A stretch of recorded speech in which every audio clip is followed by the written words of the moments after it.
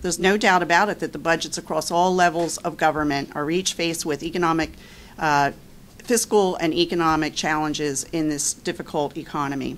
Because I realize the economic gains of our county could reap from the benefits of the Valley Forge Resort and Casino, I've introduced this legislation, House Bill 2552, to bring some revenue to our county parks and nonprofits in the county.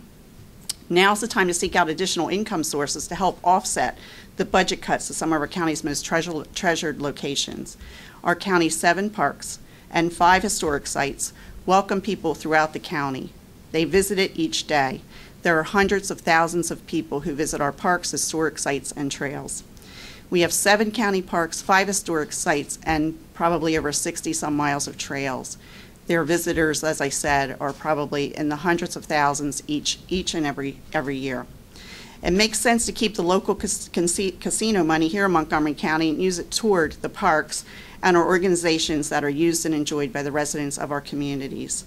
House Bill 2552 would change the State Gaming Act to ensure that Montgomery County's local share assessment for slots and table games would be specifically deposited into dedicated accounts for the purposes of supporting the maintenance, refurbishment of the parks and historical sites throughout the county, as well as Mission Kids and Laurel House.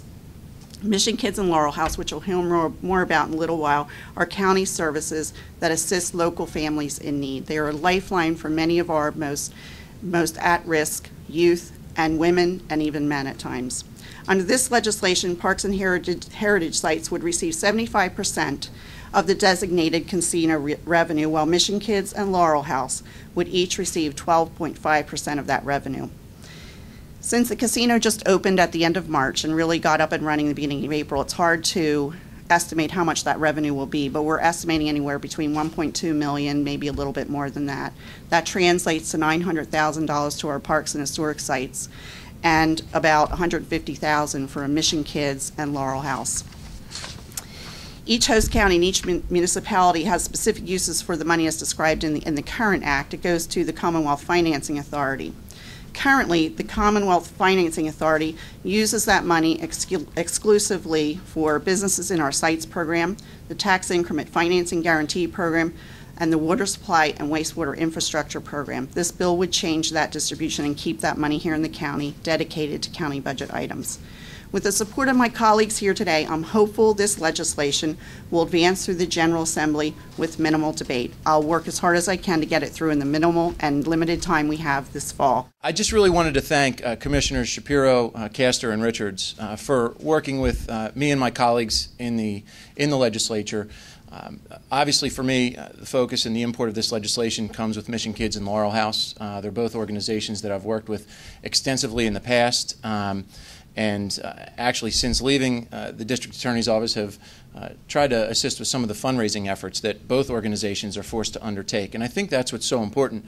You know, as is the case with many charitable organizations, both those organizations have to devote so much time and energy and attention to raising money to support their own causes. And hopefully, while it's not going to cover all their expenses. Hopefully this infusion each year of, as you heard, about $150,000 will enable them to direct even more attention to their primary missions of helping those in Montgomery County that are in the greatest need, our children and our victims of domestic violence. So again, I just want to thank my colleagues, my former colleague and my current colleagues in the House for working together across, again, as Representative Erb said, across party lines to make sure that we're doing the best for Montgomery County's residents, and I think this legislation accomplishes that. Thank you. We're profoundly grateful for the presence today of these state representatives. And Bruce, I can't remember a time when our legislative delegation would join us together here in Norristown for this type of an event. This type of cooperation between county and state government is critical for our shared constituents. It's critical for the people of the county to see their governments working together, not just in a bipartisan way, but in a way that brings the different levels of government together. And we joined together for a critically important cause, and that is a cause to look out for our natural wonders here in Montgomery County, our parks and our trails and our open space. Commissioner Richards talks often in our meetings about the needs to invest in these important aspects that improve our quality of life, and I know Commissioner Richards is pleased by this today. We talk, of course, about Mission Kids and Laurel House, and Commissioner Castor speaks so often, along with our DA and along with our sheriff, about the need to make sure that we are looking out to keep our community safe, and particularly those who have been abused, making sure that they have the care and the services that they need. But reaching the point where we could all come together and stand on the dais is not an easy task, even though the bill has yet to move through the process, though I am very confident it will with Representative Topel and Verbs and other leadership. But reaching this point is not easy in government. There were multiple times where this legislation, we were unsure if it was going to be able to get up off the tracks. But I'll tell you something, Representative Topel persisted.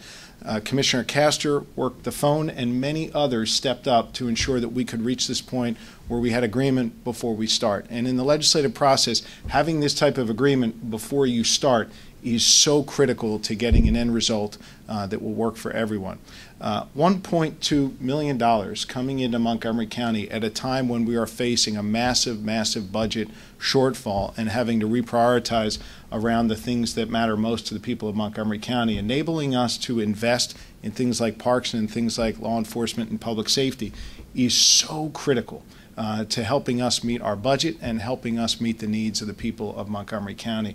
And so on behalf of the commissioners, on behalf of the DA, on behalf of the sheriff, we want to thank our legislative delegation for their leadership today. We know that the hard work is ahead with hearings and committee action and floor votes. We know that there are only a few legislative days left, but we know that with this crew assembled behind us, they're behind me here today, with their effort and with their commitment, that they will be able to get this done for the people of Montgomery County. And it is going to be a signature effort that I know we can all be proud of, and that we can continue to build upon that cooperation between county and state governments.